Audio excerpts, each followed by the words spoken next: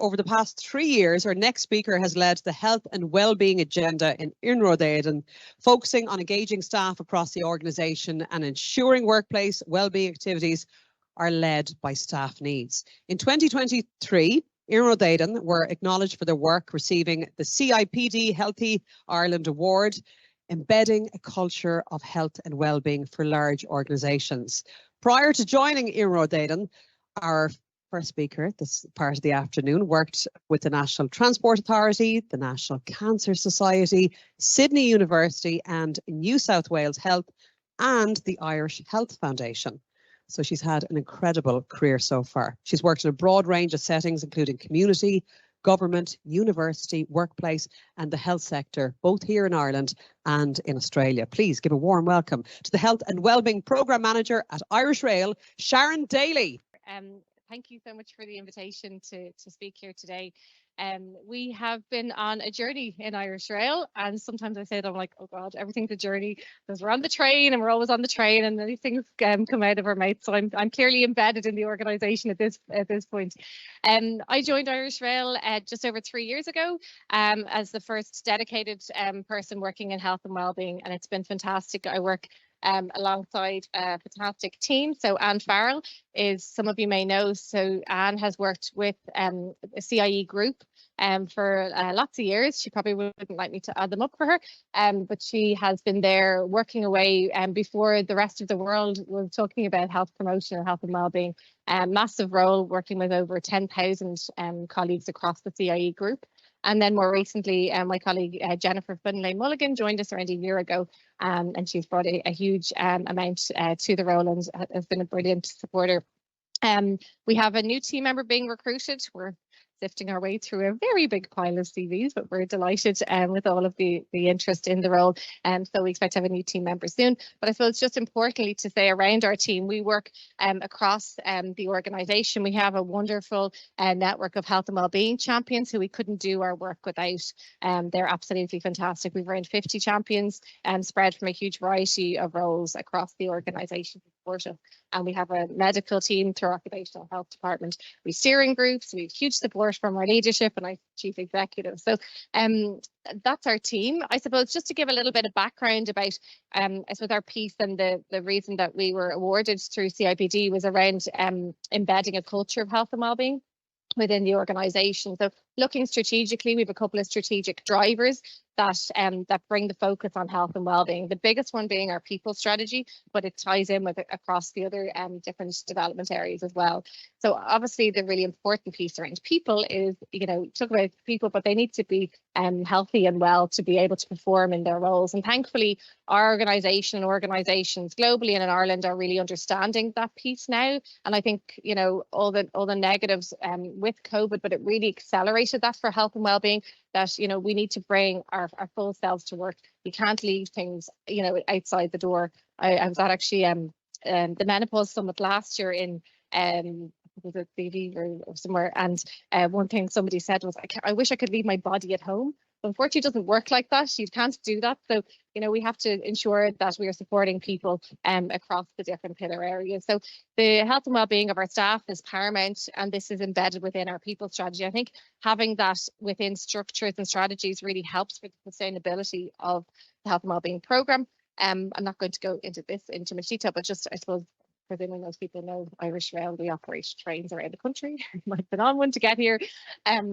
We have a huge workforce. It's actually even more, it's probably getting close to 5,000 people now. We've had huge recruitment over the last while, huge development, huge investment and huge future growth, which is a really exciting time. It's bringing a lot of change and opportunity and diversity across the organisation, which is fantastic, and a real opportunity, for health and wellbeing, because there's real energy around it as well. So we have lots of challenges. We have huge opportunities, but we have lots of challenges given the nature of our work. So we have a traditional culture. We have a 90% profile of men, 46, but actually probably going to 47, nearly 48 at this stage because everybody's getting older. Fortunately, we all are. I suppose this is a huge piece for us to really acknowledge and look to see how we can support people. We have every type of cohort really of staff. We've office staff, we have frontline staff, we've our night workers, shift workers. We have a huge cohort of people spread all over the country, urban and rural. So the low turnover can be a challenge, as well. Access to healthy choices. So obviously, if you're working nights, it's quite difficult what's available, what's open, and then that culture of healthy food. So, we've had some really positive stories through some of our health and wellbeing champions about being on their own journey of health. And one guy shared with me there about 18 months ago how he signed up as a health and wellbeing champion because he was on his own health journey and he started bringing in his own lunch. I think he might have had some health indicators and been advised by his GP to make some lifestyle changes. So he did, but he got an awful hard time from the lads in the workshop, giving him, you're not coming down for breakfast roll, and the culture that was there. But fast forward 18 months later, and there's been huge change within that department.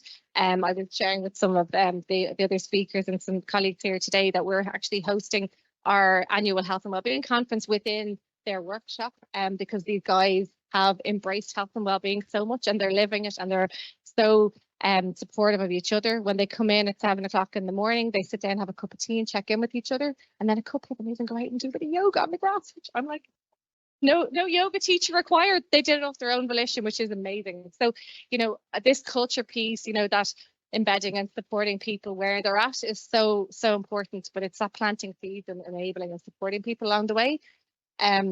We work to this framework. So this is the World Health Organization framework, and this is our foundation in the organization. So it looks at the physical work environment, personal health resources, the community involvement, and the psychosocial work involvement. And the key piece is the middle. So this is our leadership engagement and our worker involvement. And for me, since I've joined the company, my first line is, what do you need? I'm not here to tell you what you need, and we listen and we work with staff. And that would be my main piece of advice to anybody who's looking for any bit of advice, would be to go with what people need, because it's not about telling people to eat more apples. Most people know that they should eat a bit of fruit and veg, but actually it's about understanding what are the challenges and what do people really need, what's going on for them. So we've had staff surveys, the champions feed in, we're out listening to people, we meet night workers, shift workers, the work across the board, and we're constantly listening and then actioning. And that's the really big thing, is constantly going, you ask for this and this is what we're doing, you ask for that and this is what we're doing. So really, really important. And then leadership engagement. One thing we're really, really lucky at in Irish Rail, and probably why we've been able to make some progress, is we've huge buy-in from our leadership team. Our chief executive is hugely supportive. He started in Irish Rail as an apprentice, and he's worked through loads of different areas of the business. So he sees the importance of people, and he's been in different departments and functions and seen how people and people's well-being can be impacted. So he's a huge advocate, and he never said that, which is amazing. So long may that last. But that's hugely important. So this, I suppose, just covering the key kind of areas. So as I said, this is our CEO, Jim Mead, and he launched our family carers program. So one of the things that came up for us back about 2 years ago was that we have a really large cohort of our staff who are caring for loved ones with additional needs. So we linked in with Family Carers Ireland. We have a program there to support them, and we're constantly looking to see what we can do more. And actually, Jim, coming along that day, speaking and meeting, and they brought some family members along with them, some of our colleagues, to the launch, and he met them and listened, and he shared his own experience of being involved in the care of his mum, which is really important because he understands and he gets it. And I think having that support means that if somebody needs a bit of flexibility, being comfortable with asking for a bit of support, because sometimes people feel, I don't want to let the team down. I mean, the simple things that people sharing experiences that they've had a great manager who's let them arrive to work 15 minutes late so they can be involved in whatever the care situation is they need to. And the positivity you get back, and you talk about happiness, all that stuff feeds into happiness, because if it's something that's important to you to be able to do that task, to to do your piece for the person in your life you care about, you're going to feel better and feel looking in the door. Our stores manager, who is a fantastic supporter, so he's leading on our conference next week that I mentioned. We managed to get our chief executive on a smoothie bike. That was just after COVID, so everybody was excited to be out doing mad things in the real world again. In terms of worker involvement, we have huge support, as I said, from our health and wellbeing champions. We're surveying, we're watching analytics on our internal platforms. We're constantly out talking to people and understanding what the challenges are for people as well. I'm not going to go into this one too much detail, but just acknowledge through the pillars. So one of them is around the physical work environment. And I suppose understanding that the physical work environment does have an impact. And I think this is something that's an education piece around some of our leadership and managers. Is it's not just the downstream individual focused activities, you know, that we need to be doing. We need to be looking at the structure and making sure that the environment is supporting people to be as healthy and well as they can be and they want to be themselves. So the environment is really, really important. The personal health resources. So again, if people don't know how to cook or they don't know, don't have the skills to look after their health, or they don't know what foods are healthy, for example, then how can they make those choices? So we've lots of different supports there for people. So knowing their numbers is really important. So we've had a lot of people identify with high blood pressure, and then knowing that they can take the actions if that's, you know, something that they are willing to do at that particular point in time. But it's again having that knowledge. So again, these are some of the pieces that people have asked for and that we have some actions that we have taken. We have looked in lots of different areas. The general lifestyle pieces there you can see, and there's around our EAP awareness. We worked with our outdoor workers. So we've quite a few guys coming forward and saying we're quite concerned about our ears and our neck. We're out on site quite a lot. So we've a new UV hat for them, really trendy, matching with our high-vis here, type of fashion recommended for Saturday night. But really, really important. But that came from staff wanting it. And obviously you'll have early adopters and that, but again, really important to see that. Or supporting the conversation around menopause. It still is amazing to me that we're going out to different locations around the country, a lot of time with a lot of men, and they want to talk about this and they want to bring booklets home, and they promise me they're going to read them on the way home so that they're informed as well. But it's amazing how the world is changing and people are really open to dialogue as well. And more recently, our management team have committed that any women going through extreme menopause symptoms can be referred through our health team to a medical specialist and be funded by the organisation. So again, a really nice piece, but again, from listening to people in terms of needs. So we've covered lots of different areas of work to date. We have stopped linked in with the HSE. If anybody hasn't done this already, the HSE have an amazing free service that's available, and it is to support people stopping smoking. So it's one-to-one. They can come in, do group sessions. They can do it on the phone. There's free nicotine replacement therapy provided. It's amazing. We've had a 90% success rate with these programs. They've come in and do like 6-week workshops, and the feedback's been amazing. It's been fantastic. The family carers program, loads and loads of different things going on here. Our night worker program is something I'm really excited about at the moment. Night work is really challenging, and people have high rates of chronic disease, or higher risks of chronic disease when they do night work and shift work. So we have a program going on at the moment with night work. So we're going out to the porta cabins at night before the guys take possession of the tracks and go and do the various jobs that they're doing. And we're covering the kind of key pillars around, mental well-being, nutrition, sorry, I've totally gone back, but all the key pillars, activity and sleep as well, and hydration. And we bring them loads of food to taste as well, which is really exciting. I've got lots of conversation going. So that's really interesting. Our critical incident piece, again, that's a hugely important one, and something that maybe people might not be aware of, but unfortunately we do have situations where there are suicides on the tracks, and that obviously can have an impact on both our drivers and other staff who were involved at the scene post-incident. So we have a huge piece of work going on at the moment around that to see how we can best support staff. There's obviously lots of measures in place, but looking to engage and discuss with staff so we can make that even better, to try and mitigate that risk and that for people.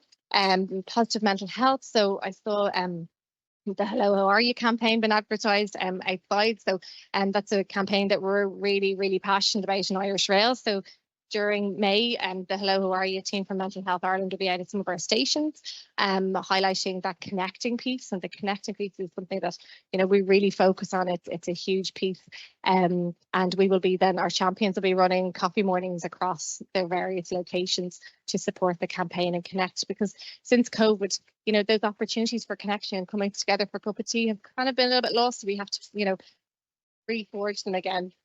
And we're kicking off our conference next week in Inchicore with the launch of the Hello, How Are You campaign for staff, and we've a barista van coming up over. So we've our Niche and Go health and wellbeing programs. This is talking about lifestyle piece. So lots of things going on with this. These are just some of the findings. Sorry, this slide is kind of so much text. But the highlights are that people are really finding it really impactful, engaging with group coaching sessions, one-to-one coaching. We have lots of different events that people engage with. There is an app and stuff as well, but it's that personalized approach. People come together and get to know others that are going on the journey. And the provider is a hugely passionate, supportive advocate of people's health. But I think the piece that's so important, and again, it's not about thinking about diet about a restrictive way. It's about nourishing your body, and that's the focal point, is really nourishing your body. And as people say, they have more energy and they're less sickness because they're nourishing their body. They're not trying to deny their body of calories. It's just that idea of nourishing, and what things can you add into your diet to make it well. Focus on vegetables, which is fantastic. So I'm not going to go into that in too much detail. The psychosocial work environment quadrant, again, our people are amazing. We have amazing people, and I'm not going to around the room because I know one or two of my colleagues have said they might pop down, so I can't see you. But anyway, they might be here, and I'm not spotting them. But we have amazing people. Kelly is one of our health and wellbeing champions, as is Tom, and this is some of the feedback that they've given us over the last little while. And it's amazing, like the first line there from Tom, and Tom is a quiet guy, and I'd asked him, how did you get on this year? What do you feel you achieved as a health and wellbeing champion in your area? And he said to me, I feel like I've opened a few very closed minds.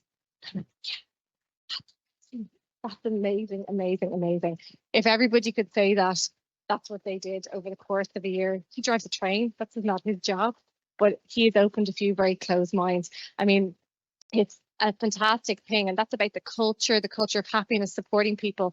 So it's a really fantastic piece of work that the champions do to support the agenda, because they're bringing their nuggets, they're planting seeds, they're opening conversations, and the power is there with them, and we're just facilitating them. So Kelly had mentioned that she'd gotten involved in the program, and she found it really uplifting. Like, one of the guys dropped her some locally made honey, to make sure. I think she did cold community. It's really sweet kindness again, but that sense of community. So hugely important. There's some of our champions, and again, they're across the organisation. So not just office staff, we have night workers, we have engineers, we have track maintenance, we have people on board, we have drivers, graduates, accountants, the safety, the works. Our family carers program I've mentioned already. Again, this piece, people feeling seen as carers within the organisation, has been really powerful. It's small changes that people are, tweaks and flexibility. It's all flexibility. I think the world's become a bit more open to that since COVID as well, and that's what it is. And you get it back in spades from people because they're happy and they care and they're passionate about their work. And generally, people care. There's an awful lot of people who are obsessed with trains in Irish Rail, which I didn't realise. It makes sense. But yeah, so it's really, really important. We link in with communities. This is the next quadrant over. I mentioned mental health. Ireland's Hello, How Are You campaign. We get involved and support loads of different other initiatives around the country as well. And I suppose I want to wrap it up, and we'll just give you a flavour, a feeling of some of the work and the events that we do. It's a little bit cringy because I tell you some member candidates, to be honest. But the most important thing is watch for our chief executive and what he says. And this is my reason for playing this over and over in his company, because it's really important. So sometimes capturing the footage is gold.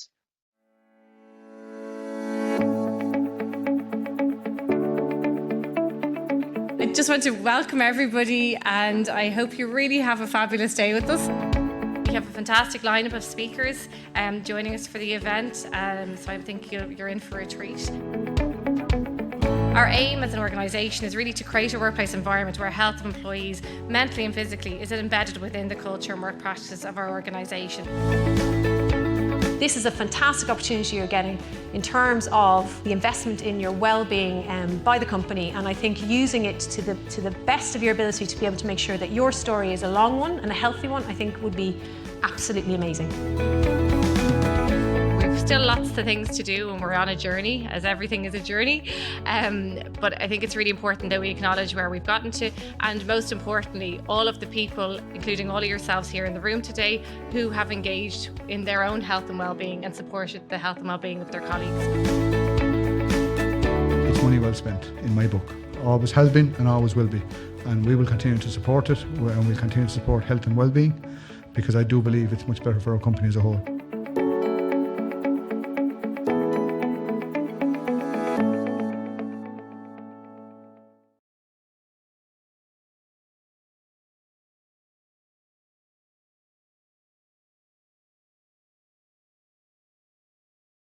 Have that support and open support, and every opportunity with every group. I'm like, did you hear what he said? No, he's not here today, but you know, he believes in this, and you know, our colleagues believe in it, our champions do. I am really, as I said, lucky to work with a fantastic group of people. I love my job. I'm very happy every day. I really think about that this morning, so thank you. But thank you for the opportunity to be here, and I'm happy to chat to people later on at any point. And that's it.